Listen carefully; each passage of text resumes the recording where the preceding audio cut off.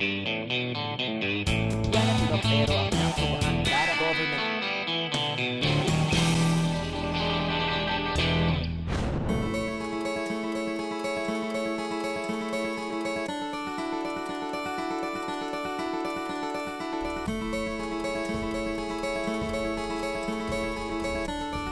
Dito sa bayan na ito ako nagmula at masasabi kong punong-puno ng mga makasaysayang kwento ang aming bayan.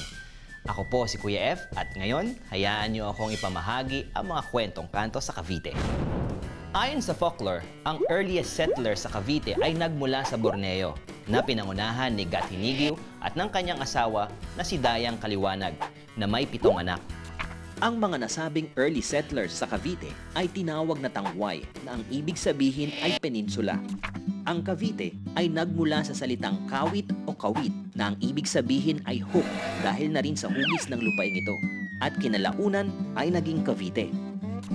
Noong late 16th century, narating ng mga colonizer ang lupain ng Cavite. Hindi nagtagal, nagpatayo ang mga Spanish colonizers ng port sa Cavite upang magsilbing first line of defense para sa city ng Manila. Dito nila inlunsad ang kanilang malalaking galleons. Dahil malapit lang ang lugar sa Manila Bay, naging daan din ito para sa ibang lahi na makipag-trade ng mga produkto sa natives ng Cavite. Isa sa mga unang traders sa Cavite ay ang mga Chinese merchants na nanirahan sa komunidad ng Bacoor at Kawit upang makipag-trade ng kanilang silks, porcelain at iba pang oriental goods. Ang buhay na palitan ng negosyong ito ang pinagsimulan ng paggamit ng pidgin o mas kilala sa Espanyol bilang chabacano. Dahil na rin sa military importance ng Cavite, ilang beses inatake ng mga dayuhan ang port sa pagtatangkang sakupin ng Maynila at ang Pilipinas. Pero kahit na nasira ang port, walang nagtagumpay na sakupin ito. Noong 1896, matapos ang outbreak ng Philippine Revolution, naging sentro ang Cavite sa libo-libong katipuneros na lumaban sa pananakop ng mga Kastila.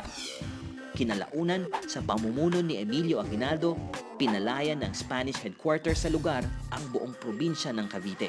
At matapos ang Declaration of Philippine Independence noong June 12, 1898 sa Kawit, agad na itinatag ng mga Amerikano ang civil government sa probinsya ng Cavite. Kasabay din ito ang pagsasaayos ng dating port para maging American Naval Base sa bansa na tinatawag na US Naval Station Sangley Point. Ngayon, pinapatakbo na ito ng gobyerno ng Pilipinas at ginagamit bilang headquarters ng Philippine Navy at Philippine Air Force. Ang Cavite ngayon ay isa na sa mga bayan na dahan-dahang sumasabay sa agos ng pagbabago tungo sa kaunlaran. Pero bagamat may mga pagbabagong nagaganap, kailanman hinding-hindi mawawala ang mga kwento ng nakaraan na bumago sa kasaysayan ng ating bansa. Ako po si Kuya F, hanggang sa susunod na kwentong kanto.